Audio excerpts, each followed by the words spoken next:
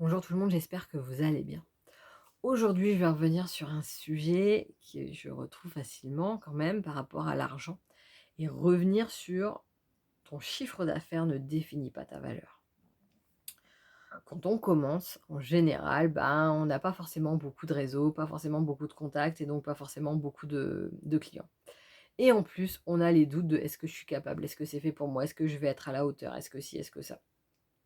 D'où l'importance de l'introspection aussi et de passer à l'action plutôt que rester dans son mental, à se poser des questions et à laisser le doute, s'amplifier. Mais voilà, même si après des efforts, des formations, de l'investissement pour se faire connaître en communication, marketing et cetera, parfois, le chiffre d'affaires ne suit pas. Et c'est là l'importance de différencier finalement, tes capacités, tout ce que tu apportes à tes clients et ton chiffre d'affaires.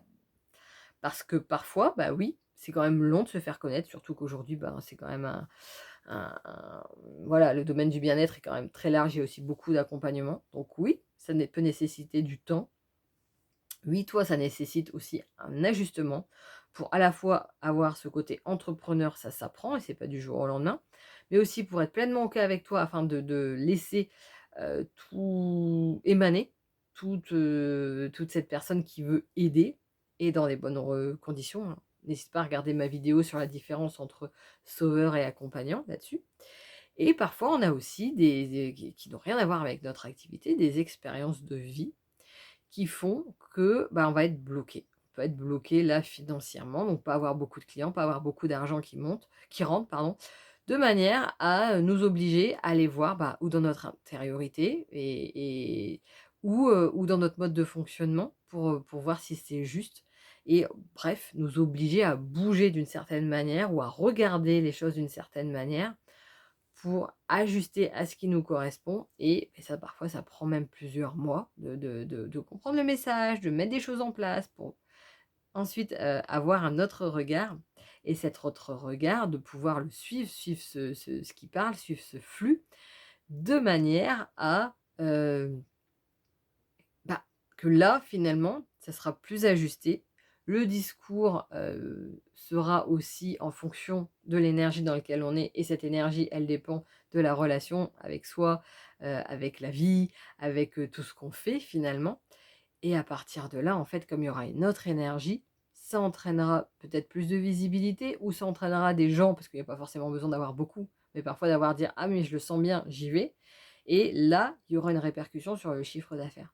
Mais dans tous les cas, même si ce n'est pas encore le cas, ou même si à un moment ça l'est, puis qu'après ça bouge parce que tout change, ta valeur personnelle, mais aussi ta valeur professionnelle ne dépendent pas de ton chiffre d'affaires. Donc n'hésite pas à me dire ce que tu en penses et alors quand même juste l'aparté, ça ne veut pas dire que tu dois pas bosser sur toi, que toi tout va bien dans ta que tu es parfaite dans tout. Non, déjà personne n'est parfait.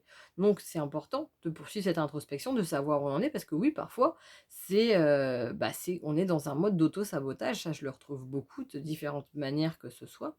D'ailleurs j'ai un atelier là-dessus et donc ça veut pas dire ne pas se remettre en question. En fait, se remettre en question, c'est aussi évoluer, mais le faire avec bienveillance, là, c'est pour évoluer. Le faire en se culpabilisant ou en jugeant de manière négative, là, c'est une énergie que tu renvoies aux gens. Alors tu veux aider les gens, mais toi, tu es pas OK avec toi-même. Donc c'est par contre, quand tu es dans cette démarche d'aller vers toi-même, tu as pas besoin d'attendre que tout soit OK, mais c'est justement de dissocier, en disant: «Je fais des efforts, je fais du mieux que je peux». Et il y a un moment, il y aura des conséquences. Le quand, ça ne dépend pas de moi. Par contre, ce que je mets en place, là, ça dépend de moi et je vais m'accrocher à ça et à un moment ou à un autre, oui, il y aura des conséquences qui vont dans le bon sens et là, il y aura de cette là une influence sur le chiffre d'affaires. Mais même avant ça, j'avais de la valeur et après ça, j'aurai de la valeur personnellement, professionnellement.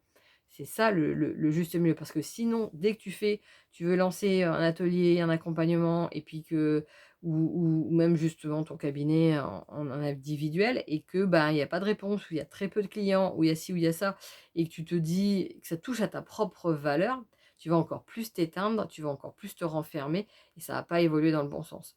Que si tu l'utilises en disant: «Bon, là, il y a peut-être encore des choses à ajuster, des choses à comprendre, des choses à mettre en place. OK, quelle action je peux poser?» On peut revenir à moi afin de savoir, bah, que je puisse proposer des choses qui me correspondent pleinement et donc avoir une énergie qui incite les gens à venir ou comme je le disais, pour acquérir ce statut de dire: «Je suis aussi entrepreneur, comment je peux faire les choses, comment je peux connaître le cadre et apprendre ça?» Ça, c'est encore une autre démarche. Donc n'hésite pas à me dire ce que tu en penses, à t'abonner à cette chaîne si ce n'est pas déjà fait, à la partager si tu sais qu'elle peut aider et je te souhaite une excellente journée. Si tu as des questions, tu me les mets en commentaire, c'est avec plaisir que je te ferai une vidéo et tu trouveras, dans le descriptif, mes accompagnements. Je te souhaite une excellente journée, je te dis à bientôt.